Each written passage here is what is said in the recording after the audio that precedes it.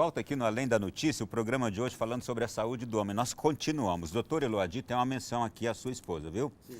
Eu sou Edna de Montes Claros, Minas Gerais. Acho que tem de ter mais mulheres como a esposa do doutor Eloadi. Adorei o testemunho dele no programa passado. Sim. Você lembra qual foi o testemunho dela? Lembro, sim. É? Ela disse que ia me desmoralizar em pleno ar se eu não fizesse a minha prevenção. Eu tive que fazer. E aconselho a todas as mulheres a fazerem o mesmo. Se o seu marido for desobediente, você mesmo o leva. Ou então fala para a sogra. Muito bem. Obrigado pela participação da Edna lá de Montes... Cláudia é o nome da minha esposa, o nome da mulher de Pilatos. Montes Claros. Edna, obrigado pela observação. Obrigado. Nós vamos lá seguindo aqui. Doutor José Carlos, gostaria de saber sobre reposição hormonal no homem, quando ele apresenta nível baixíssimo de testosterona. Há risco de se fazer a reposição hormonal no homem? Ótima pergunta, e o que eu posso dizer é o seguinte: antes de qualquer reposição hormonal, que muitas vezes é fundamental para a saúde e qualidade de vida desse homem, o homem sem testosterona, ele fica deprimido, ele tem o seu humor muito instável, ele fica sem vontade no dia a dia. Quer dizer, a baixa de testosterona no homem altera muito sua dinâmica, a sua vontade de viver, a sua condição de qualidade de vida. Então, muitas vezes é necessário repor. Só que nós temos que ter o cuidado, antes de fazer a reposição, avaliar, principalmente numa população acima de 50 anos, a possibilidade desse indivíduo ter câncer de próstata. Porque, como eu disse anteriormente, a testosterona não gera o câncer. Mas se houver câncer e eu fizer reposição, esse câncer vai proliferar rapidamente. Está alimentando. Então, eu tenho que fazer nesse indivíduo um exame de PSA e o toque. Se a próstata estiver bem, a saúde prostática dele estiver boa, ele pode fazer a sua reposição sem nenhum tipo de receio. Muito bem. Doutor Eloadi, chegam perguntas aqui de toda a natureza. E essa aqui eu sei que o senhor gosta de falar sobre o assunto. O leite de caixinha pode causar câncer? Vocês conhecem leite de caixinha? Olha, eu conheço o leite que você bota num copo, no outro dia ele vira coalhada. Então, o leite que é colocado dentro de uma caixinha e dura 6 meses, não é leite. Pode ser tudo menos leite. Para aquele leite, aquele líquido branco, ter uma estabilidade de 6 meses ou até mais, ele tem que ter química. Então, todo alimento que tem química, ele potencialmente causa acidez no organismo.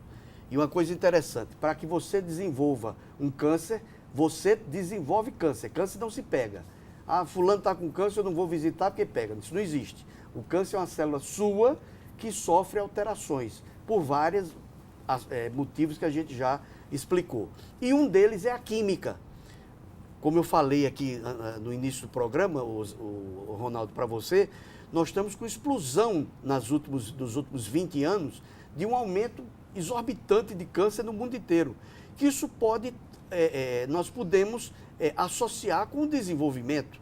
Nós temos uma população de 7 bilhões de pessoas. Então, para alimentar toda essa população, as indústrias de alimentação usam muita química. E isso, em excesso, pode realmente levar a uma acidez. Então, em vez de consumir o leite de caixinha, pode consumir esporadicamente, mas não diariamente. Eu sugiro o mesmo leite que de saquinho, que dá mais trabalho, você tem que ferver, tem que lavar, não é? O outro é só abrir a tampinha eu gostaria só de complementar algo que é útil e importante citar, sobre o câncer de bexiga. O câncer de bexiga, ele também é silencioso, como qualquer outro, e o primeiro sintoma dele é urinar sangue. O indivíduo vai urinar, urina vermelho, e muitas vezes aquele vermelho não é por uma coloração de alimento ou qualquer coisa, é sangue mesmo. Esse indivíduo, 2 fatores importantes para se cuidar, para que se tenha atenção, um deles é o cigarro. Pessoas que fumam muito têm uma chance muito maior de ter câncer de bexiga. E aqueles indivíduos que seria uma doença ocupacional, que é importante a população entender, aqueles indivíduos que trabalham com solvente, com gasolina, com pintura, com petróleo, esses indivíduos que inalam, né, muitas vezes esses solventes, ele também tem uma propensão maior a ter câncer de bexiga, e daí a necessidade de trabalharem com proteção, né? Nós já tivemos, ao longo da nossa vida profissional, muitos pacientes pintores mesmo de parede, indivíduos que trabalhavam em postos de gasolina ou trabalhavam em refinarias, com câncer de bexiga oriundo de uma doença ocupacional. Ou seja, um agente externo químico.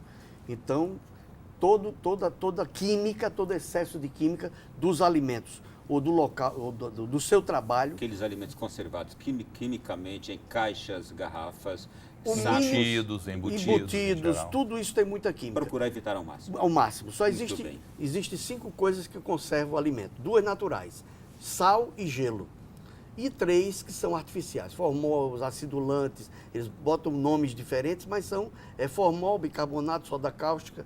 Isso, em excesso, é um agente de acidez no seu organismo. Dr. José Carlos, há um ano apareceu no meu testículo uma bolinha. Mostrei para o urologista e ele disse que não está colado ao testículo e para eu não me preocupar. Mas fiquei na dúvida, me preocupo ou não? Francisco Carlos, ele é de Brasília. Pediu uma ecografia? Na maioria das vezes, o exame do testículo mostra se esse nódulo está na região do cordão inguinal ou epidídimo. Epidídimo é uma estrutura que está acima do testículo, né? Não é testicular, mas é paratesticular, é próxima do testículo. E é sítio de uma série de cistos, microcistos, que fibrosam e que geram uma nodulação. Esses cistos normalmente são benignos e são acompanhados como o cisto de rim que eu comentei. Eles não exigem uma intervenção cirúrgica, na grande maioria das vezes. É diferente da massa testicular, do nódulo, do tumor de testículo que está dentro, que está no testículo. Então existe o testículo e existe uma estrutura perto do testículo e que não deve ser confundido. Uma coisa tem um caminho benigno, agora os nódulos testiculares, aqueles nódulos endurecidos, esses necessariamente precisam ser investigados. Aliás, eu vou aproveitar, Zé Carlos, para orientar toda mãe que o seu filho pequenininho, menino, ela já faça um exame, às vezes tem uma criptorquidia, que é o testículo que não desce, para que ela examine também. É mais difícil quando ele se torna adolescente, mas deve o tumor orientar. de testículo, ele tem a sua incidência entre os 15 e 35 anos. Nós tivemos um testemunho de uma... e o adolescente, realmente, se ele aprende a fazer o autoexame, a autoavaliação do testículo, ele pode estar atento para evitar chegar tardiamente uma surpresa desagradável, na condição né? de tratamento. Tem uma pergunta aqui que, inclusive, eu coloquei pertinho do senhor, imagino que é uma mãe, uma pessoa que tem um testículo menor e outro maior. Isso é normal acontecer? E aí pede para explicar um pouquinho melhor sobre a hiperplasia benigna da próstata. Tá.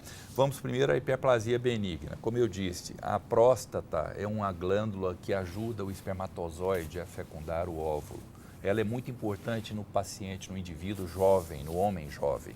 Na idade mais adulta ou na velhice, a próstata perde um pouco o seu sentido, mas ela é sítio de duas doenças, duas alterações.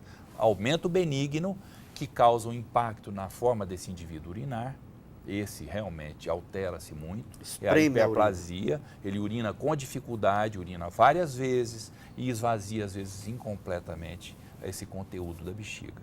Esse, então, é um fator que leva o indivíduo ao médico porque altera a sua qualidade de vida. E o outro é o câncer de próstata, que muitas vezes gera o câncer, uma próstata pequena, sem nenhum sintoma, tem um câncer grave e às vezes até infiltrativo e invasivo. Então, nós temos a hiperplasia que, em algumas situações, ou com a evolução da doença, esse paciente precisa operar. Precisa fazer a cirurgia pelo canal, pela uretra, fazer uma ressecção da próstata ou mesmo uma cirurgia aberta, mas com o objetivo de reduzir aquela compressão na passagem da urina. Então, a hiperplasia merece cuidados e o urologista está capacitado a acompanhar esse tipo de paciente. Muitíssimas perguntas sobre a próstata alta. Eu uso aqui, por exemplo... Próstata aumentada. Próstata aumentada não é doença. A maioria dos indivíduos pode ter sua próstata aumentada. O que importa saber é se essa próstata aumentada está obstruindo a passagem da urina ou não. Existem próstatas grandes que não são obstrutivas. Existem próstatas pequenas que são obstrutivas. Então, o volume da próstata não significa que esse indivíduo obrigatoriamente tenha que operar. Existem métodos que a gente tem no hospital e no consultório para avaliar a micção desse paciente, para saber quantos ml por segundo esse paciente está urinando. Então, nós temos como julgar se esse paciente está com a sua micção alterada ou não. Então, o aumento da próstata, muitas vezes, não significa uma cirurgia iminente. Eu vou fazer para o Dr. Zé Carlos uma pergunta que eu tenho certeza que os nossos telespectadores querem fazer, os homens. Hipertrofia benigna de próstata e cirúrgica e o desempenho sexual e alteração da qualidade da ereção ou do desempenho sexual do homem. A cirurgia prostática voltada para essa hiperplasia, para esse aumento benigno, não tem nenhuma correlação com disfunção erétil. Por quê? Porque o objetivo dessa cirurgia, quer seja por via endoscópica, pela uretra ou cirurgia aberta, tem o objetivo de remover a parte central da próstata, Sim. a parte que cresceu, que é o chamado adenoma de próstata. Isso não altera os feixes nervosos, nem de artéria, nem de nervo, né? A cirurgia que pode ter uma correlação com a queda da função erétil do paciente, com um pouco de incontinência transitória, é a prostatectomia radical, um termo utilizado para a retirada total da próstata. Nos casos de casos de câncer. Diferente. As cirurgias propostas para o câncer de próstata são cirurgias radicais com a remoção de toda a próstata. É como se eu tirasse toda a fruta. E imagine uma analogia fácil de você ter um abacate e ter o seu caroço. Uma coisa é você tirar esse caroço da fruta e a outra é você tirar o abacate inteiro. Então, essa é a correlação. A cirurgia radical remove-se toda a próstata. A cirurgia para a hiperplasia remove-se só a parte central. Doutor Zé Carlos, aproveitando, vasectomia e cirurgia de próstata. Existem um ou dois trabalhos na literatura que vincularam um aumento da incidência de câncer nos pacientes vasectomizados, né? Mas outros trabalhos também surgiram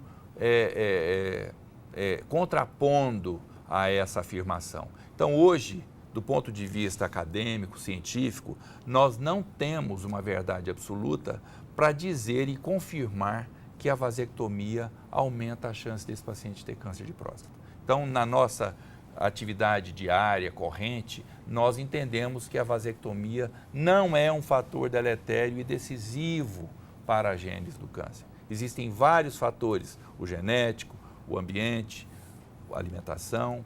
Isso tudo junto vai poder, então, criar um ambiente propício para o início desse câncer. A vasectomia, eu particularmente, não acredito que ela seja fator decisivo para a gênese desse câncer no indivíduo.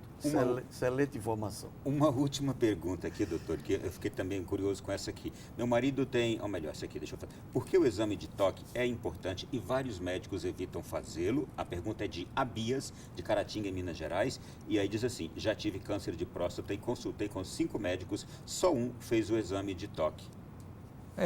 O exame local, ele normalmente é uma atividade específica do especialista, né? O especialista ou o proctologista também examina o paciente com o exame local e o urologista. Acho que esse exame poderia permear outras especialidades, até para ajudar naquelas regiões onde o urologista não pode estar.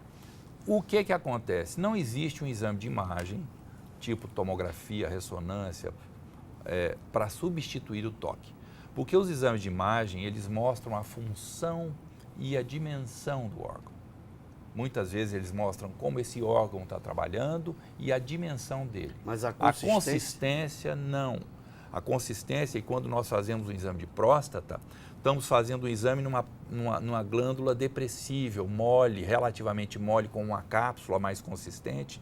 Mas quando nós nos deparamos com uma área pétrea, dura, endurecida, como se fosse uma espícula, uma pedra, um granito, isso contrasta com o universo de uma próstata mais depressível, essa área precisa ser biopsiada, porque é a manifestação do câncer, na grande maioria dos silenciosa, tumores, né? É justamente a alteração dessa textura da glândula. Isso é facilmente detectado em pouco mais de 10 segundos através de um toque retal. Muito bem, olha, o programa está acabando. Doutor Eluadir, vou deixar a última para o senhor. Boa noite. Meu marido tem 57 anos, nunca fez exame de toque, só faz exames de sangue todos os anos. Eu sou da igreja, nós somos aqui de Nova Alagoas, então quer dizer, é uma pessoa que não quer fazer o exame de toque. Se ele não quiser, tiver uma resistência muito grande e a esposa dele não tiver o argumento que a minha teve, não é? Como eu falava para todo mundo fazer, e eu mesmo não tinha feito ainda a minha prevenção, ela fica numa situação realmente desconfortável. É o convencimento diário, né, usando da argumentação que toda mulher tem. Aliás, eu vi uma frase hoje, Ronaldo, que define muito bem todas as nossas mulheres brasileiras maravilhosas. A mulher brasileira só é frágil enquanto o esmalte está molhado. Não é? O esmalte passou daquela fase... Só finalizando esse detalhe, importante citar que existem tumores, como algumas linhagens de células, que não alteram o PSA. Por que nós falamos sobre o toque? Porque o toque aumenta o índice de diagnóstico junto com o PSA.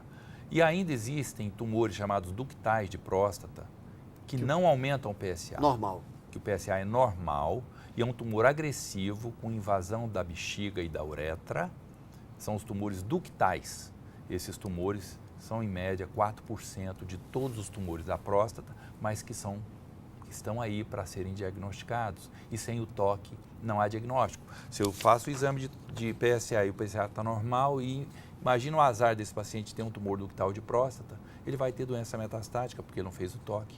Eu, se fosse a senhora, eu insistiria veementemente com o seu marido, até procuraria no YouTube esse programa, se ele não estiver vendo com a senhora, e mostraria para eles. Olha aqui, ó, este e o da semana passada. Os dois programas. Os dois programas. Eu quero agradecê-los muito por esta generosidade dos senhores em vir aqui 2 quintas-feiras seguidas falar sobre este assunto que é inesgotável. Doutor José Carlos, obrigado. Eu agradeço mais uma vez, estarei sempre à disposição para ajudar no que eu puder, com a experiência acumulada ao longo de tantos anos. Agradeço a atenção dos telespectadores e acho que a maior prevenção é a informação. Doutor Eloadir, obrigado. Eu quero agradecer mais uma vez, agradecer o meu amigo, doutor Zé Carlos. No início do programa nós falamos sobre a CISO, essa ação cívico-social, e dizer que nós meninos, médicos jovens, com 25 anos, nós éramos médicos militares, nós fizemos isso. Nós fomos até o encontro do paciente mais distante aqui do Goiás, no Exército, e fizemos uma ação social. Eu acho que se houver vontade política, e eu espero que nesse novo governo isso aconteça, a nossa população não sofra tanto com a saída desses médicos que estão saindo agora, mas com a chegada de outras alternativas que tragam ao nosso povo menos sofrimento, como é o caso de um diagnóstico de uma doença maligna. Que Deus abençoe a todos e eu agradeço muito.